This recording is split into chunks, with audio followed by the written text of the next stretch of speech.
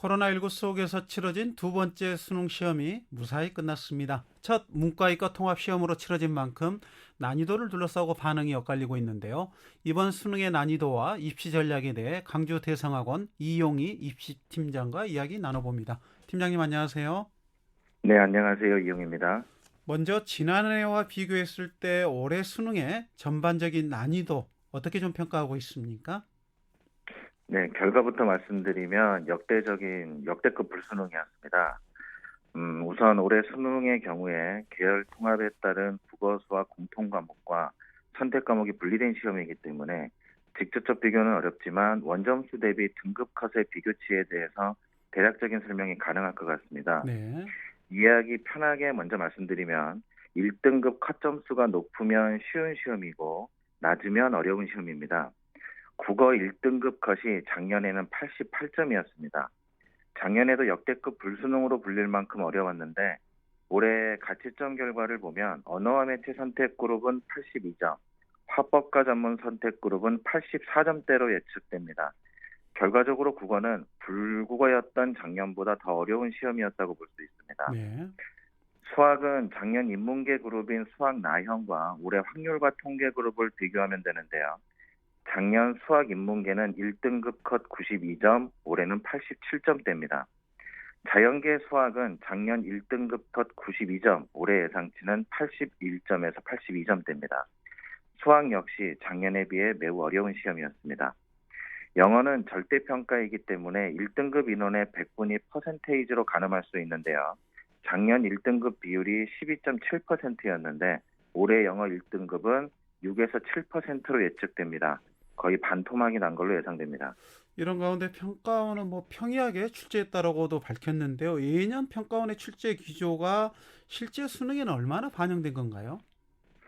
일단 한국교육과정평가원은 올해 수능이 문이과 통합으로 치러지는 첫 수능이니만큼 학생들의 선택한 유불리 문제를 해결하고 수능이 교육의 정상화에 도움이 될 수 있도록 고등교육과정의 핵심적이고 기본적인 내용을 중심으로 출제했다고 발표했습니다. 이는 국어와 수학의 선택구로 간 격차를 어느 정도 해소하기 위해서 선택 과목의 난이도는 낮추고 공통 영역의 난이도를 올리는 경향으로 시험에 나타났는데요. 평가원의 출제 기조는 유지됐습니다. 하지만 수험생의 체감 난이도가 매우 높은 시험이 되어서 선택 과목 간 유불리는 피할 수 없는 결과가 될 것으로 예상됩니다. 올해 수능을 준비하기 위해서 평가원은 지난 6월, 9월 전국 단위 모의 시험을 통해서 난이도를 조율했습니다. 네. 상대적으로 6월은 어려웠고 9월은 매우 쉬운 시험이었는데요. 그 중간 정도의 난이도를 예측하고 문제를 출제한 경향은 보였습니다. 형태적으로 보면 이번 수능은 작년 수능과 비교할 때 제시문의 길이나 정보량을 적정 수준으로 출제하고 지나치게 어려운 문항의 난이도를 낮춰서 중간문 수준의 난이도를 여러 개를 논리적이고 종합적인 추론적 사고 능력을 요구하는 문항으로 출제했습니다. 네. 물론 출제진의 입장에서 보면 나름대로 난이도를 조율하기 위한 선택이었다고 보이는데 여기서 실제 수험생의 반응은 달랐던 것 같습니다. 단지 제시문의 길이를 줄여서 쉬워지길 기대했지만 압축된 정보 사이에 생략된 정보를 추론하는 방식에서 수험생들이 매우 곤란해했던 시험이라고 볼 수 있습니다. 결론적으로 평가원은 기존 출제 기조를 유지하려고 애썼지만 수험생의 실제 체감 난이도와 가채점 결과로 비춰볼 때 역대급 불수능이라고 볼 수 있습니다. 팀장님께서도 언급해 주셨습니다만은 이번 수능은 처음으로 문과, 이과를 구분하지 않고 국어와 수학에서 선택 과목을 고르는 방식으로 이제 치러졌는데요. 그러다 보니 이제 네. 과목 간의 난이도를 줄이고 변별력을 확보하는 것이 관건이었을 텐데 어떻게 분석하고 있습니까? 네, 말씀하신 대로 올해 수능은 2015 개정 교육과정에 따라서 문이과 통합형으로 치른 첫 번째 시험입니다. 국어와 수학의 경우에 문이과 통합형에서 공통 영역과 선택 영역이 분리되어 있어서 선택 영역 간의 그룹 간 원점수 대비 표준 점수의 격차가 주요한 변수 중 하나였습니다. 지난 6월, 9월 평가원 모의 시험에서 이러한 격차는 확인됐었는데요. 네. 이번 수능 시험에서는 선택 간 그룹의 격차를 해소하기 위해서 선택 과목의 난이도는 낮추고 공통 과목의 영역의 난이도가 올라간 경향이 확인되었는데요. 그렇더라도 선택 그룹 간 수능 성적의 표준 점수와 격차는 발생할 수밖에 없는 상황입니다. 국어에서는 언어와 매체 그룹이, 수학에서는 미적분과 기하 그룹이 다른 선택 그룹에 비해서 원점수 대비 더 높은 표준 점수를 가져갈 것으로 보입니다. 실제 난이도가 앞서 말한 선택 그룹이 조금 더 어려웠었기 때문입니다. 그럼 영역별 EBS 수능 교재 연계율 어느 정도로 수준이었습니까? 네, 아무래도 이번 수능에서 EBS 교재와 강의의 연계율을 작년 70% 수준에서 50%로 줄이면서 간접 연계가 늘어났다는 점을 들 수 있는데요. 네. 기존 수능이 EBS에 매우 밀접히 연계되어 있었기 때문에 학교 교육에 파행된 점도 없지 않았습니다. 하지만 이번 수능에서 전 영역에서 연계율이 50% 내외로 확인되었기 때문에 평가원에서는 학교 교육을 정상화하고 EBS의 영향력에서 어느 정도 탈피하고자 하는 의도가 확인됐습니다. 물론 EBS 연계율이 떨어지게 되면 직접 연계보다 간접 연계가 늘어나서 수험생의 학습 부담이 더욱 커질 수밖에 없다는 점도 간과할 수 없습니다. 이를 반영했는지 평가원에서는 이번 수능에서 지나치게 높은 수준의 소수 문항을 강조하기보다 전반적으로 교육과정의 범위와 수준을 참조한 상태에서 수능 기조에 맞춘 논리적 추론 사고력을 측정하기 위한 출제 경향을 유지했습니다. 그런데 결과적으로는 논리적 추론의 사고력 문항이 다수 출제돼서 수험생은 더 어려운 체감 난이도를 보였기 때문에 앞으로 이것을 조정하는 작업이 평가원의 고민이라고 보입니다. 예비 고3이나 예비 고2 학년의 경우에는 수능에서 이런 논리적 추론의 사고력 훈련이 매우 중요해졌다는 점을 강조하고 싶습니다. 구체적인 과목별 난이도와 고난도 문항에 대해서도 짚어보죠. 먼저 국어 영역부터 말씀해 주신다면요. 네, 제가 현장에서 지도하는 과목이 국어입니다. 그래서 어제 아침에도 8시 40분부터 수험생과 동일하게 문항을 검토했는데요. 네. 결과적으로 말씀드리면 제시문의 분량이 줄어서 독해하는 데는 평이해 보였지만 축소된 분량에서 논리적 추론 과정을 깊이 요구하는 모양이 여러 개 나타나서 실제 수험생들의 체감 난이도는 매우 높았습니다. 앞서 말씀드렸지만 작년에도 어려운 불국어였는데 올해는 더 어려운 시험이었습니다. 독서는 교과서와 EBS 주제가 연계된 지문이 제시됐는데요. 인문 영역은 해겔의 변증법을 바탕으로 설명한 예술의 위상이라는 주제인데 내용의 이해도가 높아서 학생들이 곤란해하는 지문이었습니다. 네. 그리고 경제 지문의 기축통화 관련 주제 역시 까다로운 주제라서 기존의 논증적 독해 훈련이 잘 되어 있어야 해결할 수 있는 문제였습니다. 문학은 전반적으로 난이도 자체는 평이했는데 현대 소설과 고전 수필 그리고 현대시에서 비연계 작품이 출제되어 연계율의 축소로 학생들이 현장에서 당황할 수 있었습니다. 비연계 현대시 문항이 19번, 22번 문항과 고전 수필 21번, 고전 소설 28번 문항에서 학생들이 어려움을 겪었을 것으로 보입니다. 선택 과목인 화작과 언어와 매체는 이번 모평 수준과 매우 유사하게 출제돼서 평이했습니다. 결론적으로 이번 수능 국어시험은 공통 영역의 난이도를 해결한 학생이 높은 점수를 획득할 것으로 보이고요.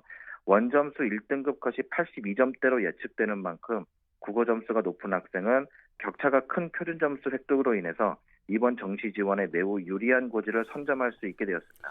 특히 수학 영역은 다소 어려웠다는 평가가 있던데 어떻습니까? 네, 그렇습니다. 전통적으로 수능의 변별력의 핵심 과목은 수학입니다. 네. 평가원에서 지나치게 어려운 문항을 피하려 출제했지만 결과적으로 작년 수학이 모두 1등급 컷이 92점이었는데요. 올해 수학 1등급 가채점 결과를 보면 선택 그룹별로 81점에서 87점으로 9점 가까이 떨어지는 예측이 되는 만큼 작년 수능보다 어려운 수준의 난이도를 보였습니다. 따라서 올해 수학의 등급 간 표준 점수 격차는 국어만큼 벌어질 것으로 보입니다. 표준 점수라고 하는 게 시험이 어려울수록 올라가고 쉬울수록 내려가는데요. 수학 표준 점수 만점자 점수가 40점대 중후반이면 어려운 시험으로 평가합니다. 올해 수학의 최고점 만점자 표준 점수는 148점에서 152점으로 예측됩니다. 정말 어려운 난이도의 시험이었다고 볼 수 있습니다. 이번 수능 수학의 특이점이라고 한다면 기존 수학 과목은 최고난도 소수 문항을 변별력으로 형성했는데요. 이번 수학은 중간 난이도 문항을 늘렸고 추론을 통한 문제 해결력을 요구하는 문항이 다수 출제돼서 변별력을 확보했습니다. 따라서 상위권 학생들의 체감 난이도보다 중하위권 학생들의 체감 난이도는 매우 높았던 시험입니다. 구체적으로 공통 과목인 수원 수투 문항에서 2점, 3점 문항의 난이도는 높아졌고요. 객관식 4점에서 낯설게 느껴지는 문항이 있어서 체감 난이도가 높았습니다. 네. 수1에서 15번의 삼각함수 빈칸 추론 문항과 수2에서 미분적분 단원의 배점이 높았습니다. 선택 과목의 경우 국어 과목에 비해서 난이도가 상당했습니다. 확률과 통계는 새로운 유형에 출제된 29번, 28번, 30번이 고난도로 보이고요. 기하 역시 29, 30번 난이도가 높았습니다.